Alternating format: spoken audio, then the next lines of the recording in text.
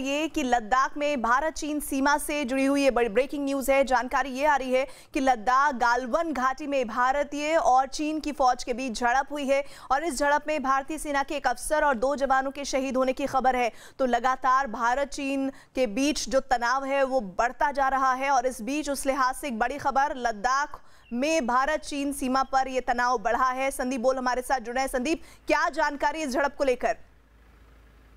देखिए, D escalation का काम वहाँ पे चल रहा था। लगातार जो है दोनों देशों की सेनाएं जो है बातचीत के बाद उस इलाके से जो बिल्डअप था उसको कम कर रहे थे और खुद जो है सेना प्रमुख ने भी इस बात को दोहराया था। लेकिन कल रात को डी एस्केलेशन प्रोसेस के दौरान एक ज़बरदस्त फेस ऑफ हुआ जिसमें भारतीय सेना के एक ऑफिसर और 2 जवान जो है वो जो है उनकी मौत हो गई है। हालांकि बताया नहीं जा रहा है कि किस तरीके की कैजुअलिटी है, क्यों हुई, किस तरीके से हुई, क्या कोई फायर आर्म्स का इस्तेमाल किया गया या कोई और वजह थी, उसके बारे में जानकारी शाम तक ज़रूर मिलेगी। लेकिन ये कह सकते हैं इस वक्त की सबसे बड़ी खबर है कि जो LAC पर जो है काफ़ी लंबे समय से तकरीबन 75 के बाद से जो है एक गोली नहीं चली है। वहाँ पे किसी तरीके की कैजुअलिटी की कोई खबर कभी नहीं आई है। दोनों देश जो है आपस में सिचुएशन को एक बैनर ड्रिल के तहत जो है दुरुस्त कर लेते थे। और ये जो इलाका है, गलवान का जो इलाका है, यहाँ पे तो 1962 के बाद कभी कोई विवाद नहीं हुआ। लेकिन अब जिस तरीके की खबर आई है, जिस तरीके से आर्मी ने ऑफिशियल स्टेटमेंट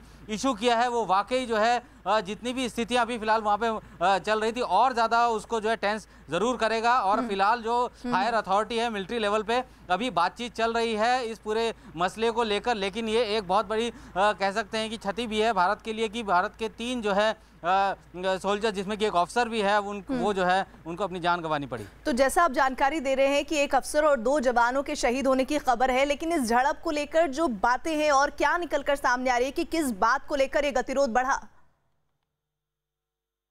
अब ये जो है मैं बता रहा हूँ कि कुछ देर बाद जो है इसके बारे में एक्चुअल डिटेल आएगी कि क्या, कैसे, कब, कहाँ हुआ है ये। लेकिन अभी जो प्रिलिमिनरी जो इन्फॉर्मेशन है जिसके तहत जो है सेना ने जो रिलीज़ इशू किया है, वो कह सकते हैं कि उसमें अपने आप ही ये चीज़ को साफ कर रहा है कि किस तरीके से वहाँ पे चीज़ें हुई। मैं एक बार दर्शकों को पढ़ के ही बता देता हूँ कि जो स्टेटमेंट आया था, स्टेटमेंट में एक आ गया, during the D escalation process underway in the Galwan Valley, a violent face-off took place yesterday night with casualty. The loss of lives on the Indian side includes an officer and 2 soldiers. Senior military officer of the 2 sides are currently meeting and at the venue to defuse the situation. तो साफ ये झलक रहा है कि किस तरीके की सिचुएशन वहाँ पे इस वक्त है, जारी है। और क्योंकि वहाँ पे जो है बता रहा हूँ कि 1962 के बाद से कभी भी इस तरीके की कोई घटना नहीं हुई। क्योंकि गलवान के इलाके की अगर बात करें, वो जो है एकदम से अलग हिस्सा है। वहाँ पे LAC जो है वो ऑलरेडी डिफाइन है कि कहाँ से लेके कहाँ तक जो है मूवमेंट करना है, कहाँ से कहाँ तक जो है पेट्रोलिंग करनी है। वहाँ पे कभी भी कोई भी इस तरीके का विवाद जो है नहीं सामने आया था। लेकिन जब ये यहाँ पे बिल्डअप होना शुरू हुआ, क्योंकि भारत की तरफ से जो दौलत बेग ओल्डी तक रोड बनाई गई है, उसके बाद जो है कहीं ना कहीं दिक्कतें पेश आनी शुरू हुई थी चीन को, और वो जो है अपने इलाके से हटकर जो है हमारे इलाके में जो है आके बैठ गया था। जिस तरीके से चीन लगातार अपनी तादाद वहाँ बढ़ा रहा था, भारत भी जो है मिरर डिप्लॉयमेंट के तहत जो है उतनी ही तादाद वहाँ बढ़ा रहा था और वहाँ पे विवाद ज़रूर था। लेकिन इसी कुछ दिन पहले की बात है जब वहाँ से जो डी एस्केलेशन होना शुरू हुआ था, बताया जा रहा था कि तकरीबन 2 से 2.5 किलोमीटर जो है दोनों देश की सीमा पर जो वहाँ पे जो फौज मौजूद थी, उन्होंने अपनी थोड़ी नफरी ज़रूर कम की थी। लेकिन कल रात को ऐसा क्या हुआ जिसकी वजह से ये फेस ऑफ जो है इतना इस कदर हो गया कि वहाँ पे जो है एक ऑफिसर और 2 जवान जो है उनको जान गंवाना पड़ा। और ये पहली बार ऐसा हुआ काफ़ी लंबे समय बाद। प्रीति, ये काफ़ी लंबे ये जो आप बोल रहे हैं ना संदीप, मैं यहाँ पर एक बात और जानकारी शेयर करना चाहती हूँ व्यूअर्स के साथ। वो ये कि आप बोल रहे हैं काफी दिनों बाद 1962 के बाद पहली बार गलवान में इस तरह का तनाव देखने को मिला है, और वो भी तब जब LAC को स्पष्ट रूप से परिभाषित किया गया है और दोनों ही जो पक्ष हैं वो उनकी ओर से इस बात को स्वीकार किया गया था। तो अब इस तरह से एक अफसर और 2 जवानों के शहीद होने का मतलब ये है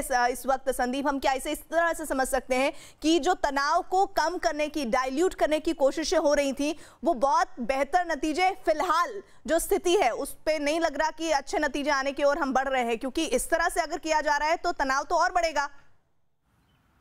बिल्कुल प्रीति, देखिए अगर हम लोग ग्राउंड की बात करें तो जब भी आज तक 62 के बाद से जब तक भी कोई भी ऐसी विवाद हुआ है भारत और चीन के बीच में, तो कमांडर लेवल पे ही, सेना के लेवल पे ही जो चीज़ों को दुरुस्त किया गया है। कभी ऐसा नहीं हुआ कि बहुत कम मामले होंगे ऐसे जब जो है कूटनीतिक तरीके से जो है चीज़ों को सुलझाया गया हो। एक मैकेनिज्म जो है दोनों देश के बीच में सेनाओं की तरफ से बनाया गया था, उसमें जो है आपस में बातचीत करके, चाहे वो CO लेवल पे हो, चाहे ब्रिगेड लेवल पे हो, चाहे मेजर जनरल लेवल पे हो, ये अलग अलग लेवल पे जो है बातचीत होती रही हैं। अभी फिलहाल कल भी जो है काफ़ी देर तक जो है बातचीत चलती रही, CO लेवल पे भी और साथ ही जो है ब्रिगेडियर लेवल पे भी, अलग अलग जगह पे। लेकिन जब रात के टाइम इस तरीके का डीएस्केलेशन की बात हुई और उसके बाद क्या क्या वजह थी, क्या वहाँ पे कोई फायर हुआ है, फायर आर्म्स का इस्तेमाल किया गया है, अगर ये फायर आर्म्स का इस्तेमाल होता है, अगर उसमें इस तरीके की कैजुअलिटी हुई है, तो जाहिर सी बात है कि ये कम से कम नहीं तो 40 से 45 साल बाद पूरे LC पर, और 62 के बाद तो अब जाके गलवान जगह पर जो है इस तरीके की चीज़ें देखने को मिल रही है। तो अभी थोड़ा सा इंतजार करना पड़ेगा। सेना एक एक चीज़ जो है ज़रूर इसकी अंदर की सारी बातें जो है ज़रूर बताएगी कि आखिर वहाँ पर किस तरीके की सिचुएशन हुई।